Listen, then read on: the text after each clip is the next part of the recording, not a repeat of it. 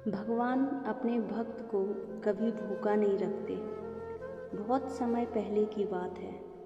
एक छोटे से गांव में एक अत्यंत गरीब ब्राह्मण रहते थे।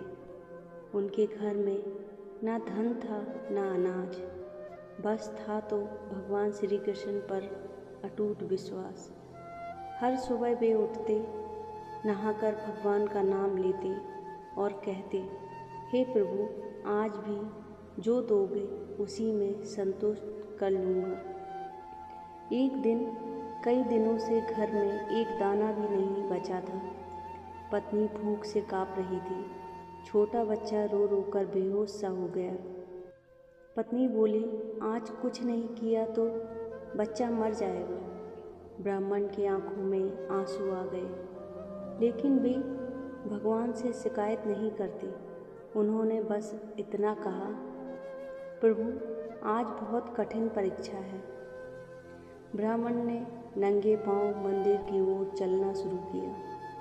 रास्ते में लोग खाना खा रहे थे, लेकिन वह कहीं रुके नहीं। मंदिर पहुंचकर वे फूट फूट कर रो पड़े और बोले, हे कान्हा, अगर मेरी किस्मत में भूख लिखी है तो मैं सह लूँगा, पर मेरे बच्चों को बचा लो। मंदिर में भगवान श्री कृष्ण की मूर्ति के सामने वे घंटों बैठे रहे। ना मांग की ना शिकायत, बस आंसू और भक्ति। तभी मंदिर के बाहर एक अजनबी संत आए। उन्होंने ब्राह्मण को देखा और पूछा, क्या हुआ वत्स? ब्राह्मण ने सब कुछ सच सच बता दिया।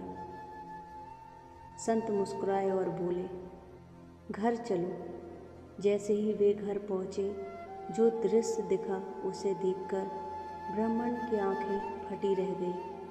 खाली घर में अनाज से भरे मटके, दूध, घी, फल, मिठाई और बच्चा हंस रहा था। पत्नी रोते हुए बोली, आपके जाते ही कोई आया, सब रखकर बोला, भगवान ने भेजा है, और गायब हो गया। ब्राह्मण वहीं जमीन पर गिर पड़े। उनकी आंखों से आंसू बहने लगे।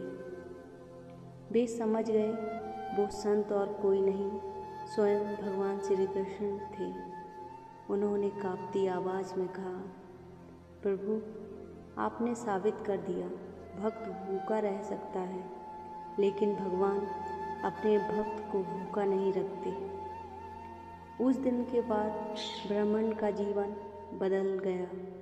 वे अमीर नहीं बने, लेकिन कभी भूखे नहीं सोए, और उनका विश्वास और भी मजबूत हो गया।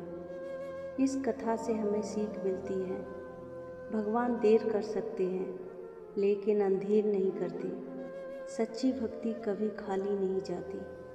आंसू और विश्वास भगवान तक जरूर पहुंचते हैं। राधे राधे दोस्तों।